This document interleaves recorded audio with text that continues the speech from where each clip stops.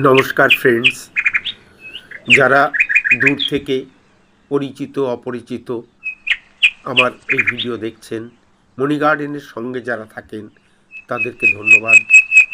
এই গাছটি কাগজি লেবুর গাছ, অনেক বড়, অনেক পুরনো, 30 বছরের উপর বয়স হয়েছে। প্রতি বছর প্রচুর ফল হয়। এবছরও ডরম্যান্সি পিরিয়ডের পরে সাদা হয়ে গেছিল পুরো ফুলে। তারপর শুধু অপেক্ষায় আছি কত ফল ধরবে। প্রচুর ফল ধরেছে। আমার যে আশা ছিল সেটা গাছটি পূরণ করেছে।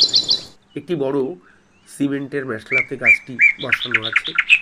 মাঝে মাঝে গাছের গোড়াটা একটু খুঁচিয়ে দিতে হয়, একটু খোল জল দিতে হয়, আর পরিমিত জলটাকে আপনাকে দিয়ে যেতে হবে যেন গাছের গোড়াটা না শুকায়। এই তো, আর তেমন কিছুর প্রয়োজন নেই। যদি পোকা লাগে একটু ফাঙ্গিসাইড বা পেস্টিসাইড স্প্রে করবেন, এতেই দেখবেন আপনার গাছটা সুন্দর তরতাজা হয়ে বেড়ে উঠেছে। আর কিছুই করতে হবে না।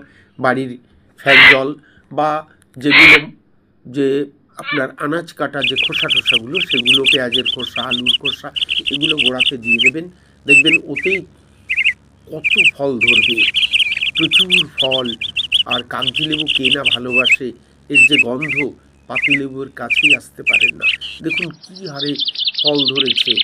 যাক, সে আপনাদের আশীর্বাদ আর আমার ভাগ্য। সঙ্গে থাকবেন বন্ধুরা। মনি গার্ডেনকে আপনারা সহযোগিতা করে চলেছেন।